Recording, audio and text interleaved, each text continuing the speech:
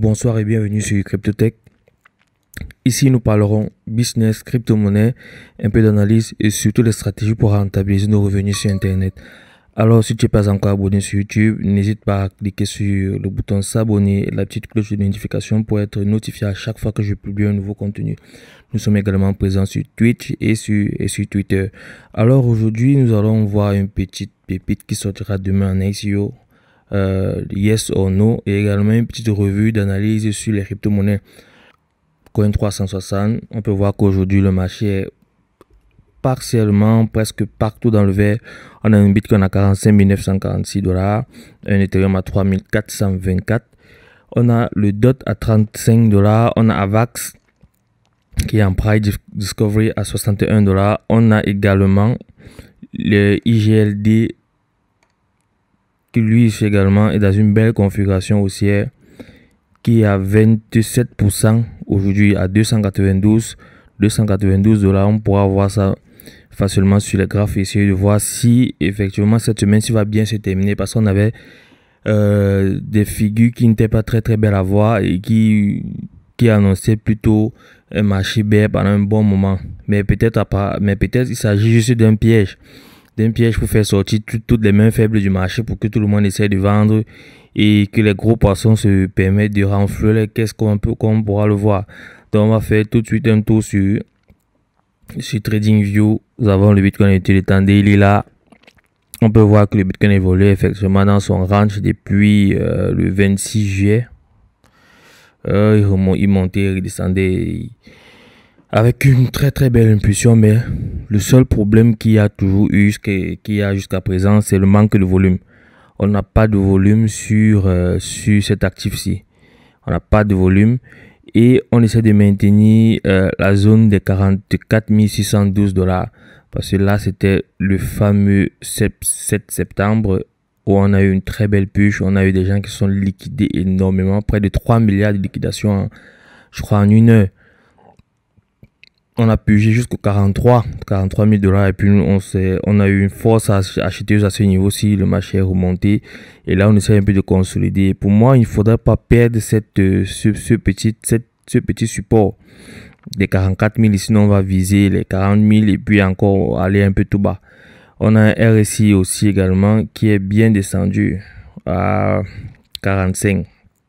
Et il faut remarquer que depuis plusieurs semaines, on observait un peu cette baisse. On prévisualisait déjà cela parce qu'on avait une petite divergence baissière ici avec le RSI. Donc, c'était pas très étonnant de voir cette purge ici ce jour-ci. Donc, il faudrait que ce soit, si on conserve cette clôture au-dessus des 44 600 pour espérer justement remonter. Pourquoi ne pas, si on va essayer de voir ça en weekly là. Ok, c'est exactement ceci. Il faudrait donc qu'on essaye de remonter. Il faudrait qu'on garde ce support-ci des 44 600 là, et puis la semaine prochaine, pourquoi pas faire une petite bougie verte, et pourquoi ne pas faire une bougie verte de ravalement pour récupérer toute cette baisse-ci et continuer à la hausse et break un peu l'ancien ATH sur le Bitcoin. Ethereum également était dans une belle configuration haussière. Et ici également, on manque de volume. Vraiment, il n'y a pas de volume. Au niveau du RSI, là également, il y avait aussi cette petite divergence là, des points de plus en plus bas. Des points de plus en plus bas là. On a ce point là, on a celui-ci, on a celui-ci juste en bas. Au niveau du MACD, c'est la même chose. On essaye de faire peur aux petits investisseurs en ayant des décharges un peu importantes. Parce que notamment sur Ethereum, par contre, on évolue dans un range qu'on peut bien visualiser en daily. Hop. Voici ce range. On évolue dans ce range. Et lorsque le bon signal d'achat a été cette cassure-ci au niveau d'Ethereum, lorsqu'on a break ça, au-dessus, on a cette confirmation de cette bougie toute verte, cette impulsion acheteuse qu'il y a eu sur Ethereum après la cassure du range. C'était le bon signal d'achat. Mais après pratiquement 5 à 6 semaines de hausse. C'est aussi prévisible que le marché puisse, parce qu'en réalité, c'est le Bitcoin qui drive le marché. Si lui se prend moins 30%, même si les autres altcoins étaient dans des configurations vraiment alléchantes, je pense qu'ils vont suivre ce Bitcoin là. Donc on a eu également une purge sur Ethereum jusqu'à 3035 $. Mais la priorité cette semaine, c'est de garder le support des 3372 $. 3372 $. Comme vous allez le voir, on a percé ce support-ci. Ce support-là. Et maintenant, le pire serait qu'on fasse un pullback là pour faire encore peur. Parce qu'il y a ceux qui sont venus, ils ont racheté ici en se disant que bon, on va remonter. Ou bien là, comme on a cette figure-ci, ils se disent qu'on va remonter et repartir. Maintenant, on fait juste un pullback là au niveau des 3423 et on revient retester ce support des 2867, ce qui sera pas aussi mal. Et ça sera aussi également un bon point d'entrée. Donc, il s'agira pour nous ici d'attendre la clôture hebdomadaire de cette semaine-ci et qu'on clôture net au 3422. Là, on aura juste une fausse entrée. Là, pour faire vraiment peur aux petits investisseurs qui ont pratiquement tout vendu. Et là, on repart pour de nouveaux sommets. IGLD, par contre, qui est dans une très belle configuration haussière. Et qui évolue dans ce range depuis plusieurs mois. Depuis plusieurs mois, là, on monte la tape, on tape la résistance, on corrige, on tape le support, résistance, et effectivement. Et à chaque fois, on va remarquer un petit truc, je vais un peu essayer de représenter ça là. À chaque fois qu'on a une impulsion haussière, lorsqu'on tape le bas du canal, on remonte, on break cette petite résistance ici avec une très belle bougie. Cette direction le haut du canal. Ça veut qu'on peut break là, on fait une petite retouche là, comme on a eu cette petite bougie rouge là. Et directement le haut du canal. Et puis on redescend sur le bas du canal. Là encore, on a cette même résistance qui se trouve là. On break la résistance. On fait un retest là à chaque fois. Petit pullback. On repart au haut du canal. C'est encore la même configuration qui est en train de se présenter. Donc également, si ce soir-ci, on réussit à clôturer au-dessus des 242 $, autant pour moi, on clôture là, on peut avoir un léger pullback là sur les 242 $, et puis bam, on repart au-dessus du range. Sauf que là, on a un potentiel de malade sur IGLD. Si tout se passe bien sur le marché, c'est environ 700 à 800 ou 900% de hausse pour toucher le haut du canal. Donc, laissez-moi vous dire que ça, c'est également à suivre. Yes or No qui veut révolutionner le pari sportif, mais à la différence que cette fois-ci, c'est un pari qui se fera de façon décentralisée en utilisant la technologie blockchain. Demain, on aura dans le ICO sur leur plateforme. Je crois que le lien, si tu veux également participer à cette ICO, le lien d'inscription se trouve juste en bas dans la description. Il faudrait comprendre que l'ambition de Yes or No est de devenir un acteur incontournable des paris en ligne en révolutionnant le concept des paris qui représente un marché valorisé à près de 150 milliards de dollars l'année dernière. Yes or No est une entreprise française, mais essayons un peu de regarder ça du point de vue africain et de faire un peu quelques petites analyses tout banales en se basant sur des statistiques déjà passées pour essayer de voir l'ampleur des paris. Et là, sur Yes or No, ce n'est pas que des paris sportifs, ce n'est pas que des paris sportifs, mais c'est dans tout l'ensemble. Vous pourrez parier sur n'importe quoi, peu importe le sport, peu importe le domaine, peu importe sur quoi vous voulez parier. Yes or No va vous permettre de le faire. Et l'avantage encore, c'est ce sont des paris décentralisés, c'est-à-dire que c'est la communauté elle-même qui se porte garant pour faire les vérifications et valider les paris qui ont été faits dans le réseau et ainsi sont récompensés avec les tokens YON. Ce concept se matérialise ainsi par une approche beaucoup plus simple des paris avec Yes or No. Oubliez les sites ou applications de paris complexes avec des centaines de catégories sur l'application. Ce sont les utilisateurs qui posteront eux-mêmes les paris en posant des questions qui ne doivent pas dépasser 49 caractères et dont la réponse ne doit pas être plus simple et plus compliquée que Yes or No. Plus de listes de catégories sans fin. Il n'y aura plus à cliquer là avec les sous-menus et tout ça pour voir des listes de catégories, mais des sujets identifiés grâce à comme lorsqu'on tag tel sujet avec le dièse et une gestion de sujets assurée par une intelligence artificielle. Une fois que les paris sont lancés, c'est une communauté de parieurs qui est en charge de s'assurer de la validité ainsi que la qualité des paris et des réponses données. Voilà un peu l'esprit dans lequel le Yes or No est en train de fonctionner. Maintenant, selon des statistiques produites par des organismes nigériens, le pays compte environ 60 millions de parieurs réguliers, âgés entre 18 et 40 ans. Notamment la cible aussi de Yes or No dans 18-35 ans, qui jouent en moyenne 1,8 milliard de naira par jour, ce qui représente environ 5 millions de dollars. Dans une étude publiée en 2014, la firme d'audit et de consulting PwC anticipait que les bénéfices issus des paris sportifs rien qu'en Afrique du Sud atteignaient les 5 milliards de rentes en 2018, soit environ 36 millions de dollars. C'est énorme. Et là, nous sommes qu'en Afrique du Sud. Le phénomène est aussi visible dans les pays comme le Kenya, l'Ouganda, le Nigeria, l'Afrique du Sud, la Côte d'Ivoire ou même le Cameroun, où les maisons de paris sportifs attirent des populations qui autrefois fréquentaient les fameux PME.